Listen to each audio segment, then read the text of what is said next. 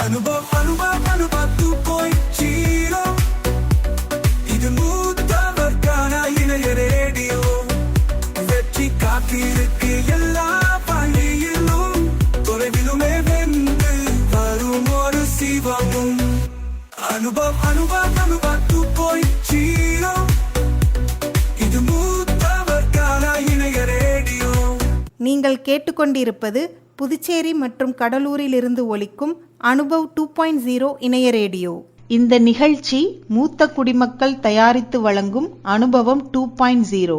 இந்த நிகழ்ச்சியை தொகுத்து வழங்குபவர்கள் government of India, ministry of social justice and empowerment, national institute of social defence மற்றும் மீடியா ஃபார் கம்யூனிட்டி ஃபவுண்டேஷன்.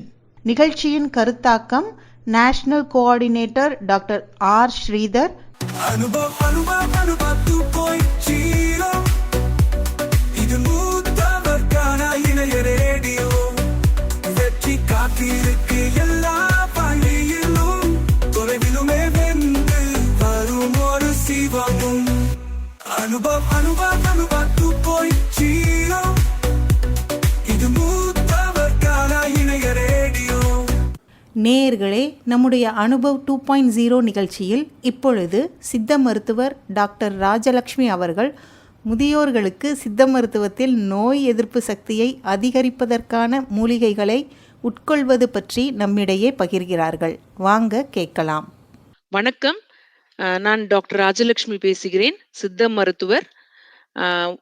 இந்த பகுதியில் வந்து நம்ம முதியோர்களுக்கு நோய் எதிர்ப்பு சக்தியை கூட்டக்கூடிய மூலிகைகள் மற்றும் சித்த மருத்துவத்தில் நாம் வந்து என்னென்னலாம் பயன்படுத்தினா நோய் எதிர்ப்பு சக்தியை நம்ம அதிகப்படுத்தும், நம்ம ஆரோக்கியமாக இருப்பதற்கு என்னென்ன பண்ணலாம் அப்படின்னு சொல்லிட்டு பார்க்கலாம்.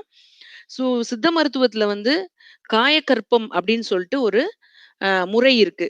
அது வந்து என்னன்னா, நம்ம வந்து உடம்பை வந்து காயம் அப்படின்னா உடல் எல்லாருக்கும் தெரியும். கற்பம்னா கல் அப்படின்னு அர்த்தம். ஸோ காய கற்பம்னா நம்ம உடம்பை வந்து கல் போல் வச்சுக்கிறதுக்கு, நரைத்திரை மூப்பு இதெல்லாம் வந்து இல்லாம தடுக்கிறதுக்கு நம்ம எப்படிலாம் நம்ம உடம்ப வச்சுக்கலான்றது தான் வந்து காயக்கற்பம் அப்படின்னு சொல்லிட்டு சொல்றாங்க. இதுல வந்து மூலிகைகள் வந்து பயன்படுத்தி நம்ம எப்படி உடம்ப கல் போல் வச்சுக்கலாம் அப்படின்ட்டு நிறைய மூலிகைகள்லாம் இருக்கு.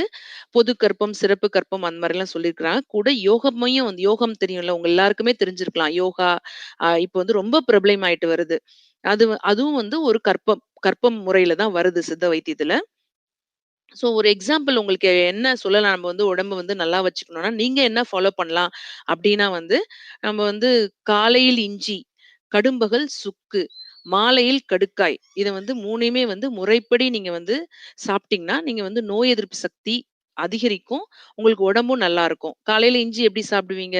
இஞ்சிய வந்து தோல்லாம் சீவிட்டு, பிட்டு பிட்டா வச்சுக்கிட்டு, அத வந்து தேன்ல போட்டுட்டு, நம்ம வந்து தேனூறல், இஞ்சி தேனூறல்னு சொல்லுவாங்க. ஸோ அந்த மாரி சாப்பிடலாம்.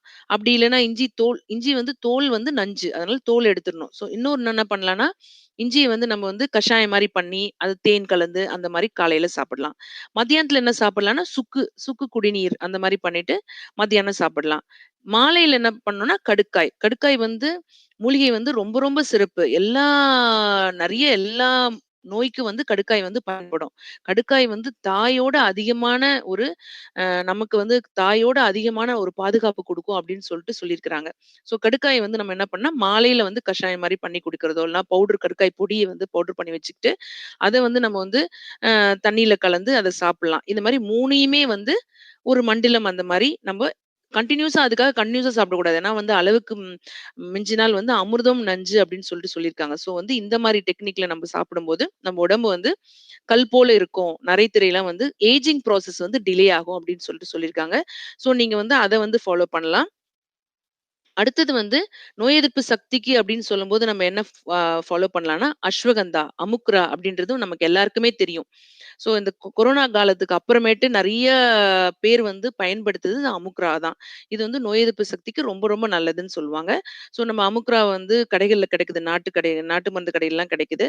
அது வந்து வேர் தான், அந்த ரூட் தான் சொல்லுவாங்க. அதுதான் வந்து மூலிகை மருத்துவத்துக்கு பயன்படக்கூடிய ஒரு பகுதி அமுக்ரால. ஸோ அந்த அமுக்ரா கிழங்க என்ன பண்ணலாம்னா, பவுடர் பண்ணி வச்சுக்கிட்டு, பொடிகள் வந்து கிடைக்குது. அது ஒரு 1/2 ஸ்பூன் பால்ல கலந்தோ, இல்லன்னா வெந்நீர்ல கலந்தோ நீங்க வந்து காலை, மாலை வந்து சாப்பிடும்போது உங்களுக்கு நோய் எதிர்ப்பு சக்தி ரொம்ப அதிகமாகும். அந்த மாரி சீந்தில் மூலிகை கேள்விப்பட்டிருப்பீங்க. டினோஸ்போரா கார்டிஃபோலியா அப்படின்னு சொல்லிட்டு சொல்லுவாங்க. இது வந்து சஞ்சீவி மூலிகை அப்படின்னு சொல்லுவாங்க இந்த சீந்துல. இன்னொன்னு வந்து இதுக்கு அமிர்தவல்லி அப்படின்னு ஒரு பேரும் இருக்குது. இது வந்து நோய் எதிர்ப்பு சக்திக்கு ரொம்ப நல்லது. கூட வந்து இது வந்து அ ஒரு லிவருக்கு வந்து நல்ல ஒரு பாதுகாப்பு குடுக்கும். சர்க்கரைவியாதிக்கு ரொம்ப நல்லது. அப்புறம் ஆன்டி இன்ஃப்ளமேட்டரி நம்ம வீக்கம் ஏதாவது இருந்தா கூட இந்த சீந்தில் வந்து பயன்படுத்தும் பொழுது வந்து நமக்கு வந்து நெறைய பலன் கிடைக்குது. இன்னும் வந்து வயதான காலத்துல நெறைய பேருக்கு வந்து கேன்சர் நெறைய பிரச்சனைகள் இப்ப நெறைய வருது. ஸோ அதுக்கும் வந்து இந்த சீந்தில் வந்து ரொம்ப ரொம்ப நல்லது. தோல் நோய்களுக்கு நல்லது. பித்தத்த வந்து நீக்கும்னு சொல்லுவாங்க இந்த சீந்தில. ஸோ வந்து இது வந்து சீந்தில் எப்படி பயன்படுத்தலாம் அப்படின்னு சொல்லும்போது, இத வந்து முதிர்ந்த கொடி வந்து கொடிய தான் மெயினா பயன்படுத்துவாங்க. இந்த கொடிய அந்த தோல் நீக்கிட்டு, நல்லா செதைச்சுட்டு, நம்ம வந்து தண்ணீல வந்து ஒரு குடிநீராகவோ, இல்லன்னா வந்து நெறைய சீந்தில் சர்க்கரைன்னு கூட கடையில கிடைக்குது. அது வந்து சர்க்கரை வியாதிக்கு ரொம்ப நல்லது. ஸோ அந்த மாரி ஒரு குடிநீர் மாரி நம்ம பயன்படுத்தும்போது, நமக்கு வந்து நெறைய இந்த மாரி பலன்கள் கிடைக்குது. ஜுரத்துக்கு கூட இந்த சீந்தில் குடிநீர் வந்து ரொம்ப வந்து பயன்படும். அந்த வேர வந்து நம்ம வந்து பவுடர் பண்ணி வச்சுக்கிட்டு, சூரணமா சாப்பிடும்போது கூட இந்த மாரி பலன்கள் எல்லாமே வந்து கிடைக்குது. இது வந்து அஸ்வகந்தா நான் ஏற்கனவே சொன்னேன் இல்லையா? அது வந்து ஓல்ட் ஏஜ்ல வந்து உங்களுக்கு அ ஞாபக மறதிக்கு, தூக்கமின்மைக்கு, இது எல்லாத்துக்குமே இந்த அஸ்வகந்தா சூர்ணம் வந்து ரொம்ப ரொம்ப வந்து பயன்படும். அந்த மாரி வந்து நம்ம வந்து மஞ்சள் இருக்கு இல்லையா? மஞ்சள் வந்து ஆ குர்குமின் அப்படின்ற ஒரு சப்ஸ்டன்ஸ் இருக்குது மஞ்சள்ல. காம்பவுண்ட் அது ஆக்டிவ் காம்பவுண்ட் இருக்குது. அது என்ன பண்ணுது? ஆன்டி ஆக்ஸிடென்ட் ப்ராப்பர்ட்டி இருக்குது அதுக்கு. அப்போ வந்து நெறைய வந்து இந்த நோய் எதிர்ப்பு சக்திக்கு ரொம்ப ரொம்ப வந்து ஆ பயன்படுது. இந்த ஆன்டி ஆக்ஸிடென்ட் ப்ராப்பர்ட்டி அப்படின்னு நெறைய இதுல சொல்லுவாங்க. ஒரு சில மூலிகைகளோ, சில உணவுப் பொருட்கள் எல்லாத்துலயும் வந்து ஆன்டி ஆக்ஸிடென்ட் ப்ராப்பர்ட்டி இருக்கு அப்படின்னாவே வந்து நமக்கு வந்து நெறைய வந்து ஒரு டிஃபென்ஸ் மெக்கானிசம் மாதிரி நம்ம உடம்புல வந்து ஃப்ரீ ரேடிக்கல்ஸ் அப்படின்ட்டு சொல்லுவாங்க. ஸோ ஃப்ரீ ரேடிக்கல்ஸ்னா வந்து அதுதான் வந்து நம்ம வந்து நெறைய கெடுதல் பண்ணுது நமக்கு. ஸோ அந்த ரேடிக்கல்ஸ வந்து கண்ட்ரோல் பண்ணக்கூடியது, அத வந்து அவாய்ட் பண்றது, அந்த நியூட்ரலைஸ் பண்றது வந்து இந்த ஆன்டி ஆக்ஸிடென்ட்ஸ் தான். ஸோ அதனால ஆன்டி ஆக்ஸிடென்ட்ஸ் நம்ம உடம்புக்கு வந்து ரொம்ப ரொம்ப முக்கியம். அது வந்து ஆ மஞ்சள்ல நெறைய இந்த மாரி உணவுப் பொருட்கள்லாம் வந்து ஆன்டி ஆக்ஸிடென்ட்ஸ் வந்து vitamin A, vitamin C, vitamin E உள்ள பொருட்கள் வந்து நம்ம எடுத்துக்கும் பொழுது, இந்த ஆன்டி ஆக்ஸிடென்ட்ஸ் வந்து நமக்கு வந்து நெறைய உண்டாகி, நெறைய வந்து இந்த மாரி நோய் எதிர்ப்பு சக்திக்காக நமக்கு ரொம்ப நல்லா பயன்படும். நெறைய மஞ்சள் சொல்லலாம், அப்புறம் அதிமதுரம் சொல்லலாம். இது எல்லாமே வந்து ஆன்டி ஆக்ஸிடென்ட் ப்ராப்பர்ட்டி வந்து நெறைய இருக்குது. அதுக்கப்புறம் நம்ம வந்து என்னென்ன டீ இப்போ வந்து யூஸ் பண்ணலாம், இந்த நோய் எதிர்ப்பு சக்திக்கு அப்படின்னு சொல்லிட்டு சொல்லும்பொழுது, நம்ம வந்து அதிமதுரம் வந்து ஒரு சதைச்சு நம்ம வந்து தண்ணீல கலந்து அந்த மாரி டீ யூஸ் பண்ணலாம். இல்லன்னா வந்து செம்பருத்தி இருக்கு இல்லைங்களா? இந்த செம்பருத்தி டீ வந்து ரொம்ப ரொம்ப நல்லது. அது வந்து ஹார்ட்டுக்கும் நல்லது. நம்ம வந்து பிரஷர கண்ட்ரோல் பண்றதுக்கு, எல்லாத்துக்குமே வந்து செம்பருத்தி வந்து ஒரு கொலஸ்ட்ரால் கண்ட்ரோல் பண்றதுக்கு, ஹைப்பர் டென்ஷன குறைக்கிறதுக்கு, இது எல்லாத்துக்குமே வந்து செம்பருத்தி டீ வந்து ரொம்ப நல்லது. ஸோ வந்து நம்ம வந்து அத வந்து அ பயன்படுத்தலாம். இன்னொன்னு முக்கியமா வந்து முருங்கைக்கீரை இருக்கு இல்லையா? முருங்கைக்கீரைய நம்ம சூப் வச்சு சாப்பிடுறதுனால கூட நமக்கு வந்து எல்லாமே இருக்கு அதுல. கால்சியம் இருக்கு. எல்லா எல்லா சத்தும் வந்து முருங்கைக்கீரையில இருக்குது. ஸோ வந்து நம்ம வந்து அனீமியா இப்ப நெறைய பேருக்கு வந்து நம்ம டெஸ்ட் பண்ணி பார்க்கும்போது, நெறைய பேர் வந்து ரத்த அணுக்கள் கம்மியா இருக்கு. ஸோ அனீமியாவா இருக்கிறாங்க. ஸோ அவங்களுக்கெல்லாம் வந்து இந்த முருங்கைக்கீரை சூப் வந்து ரொம்ப ஹெல்ப்ஃபுல்லா இருக்கும்.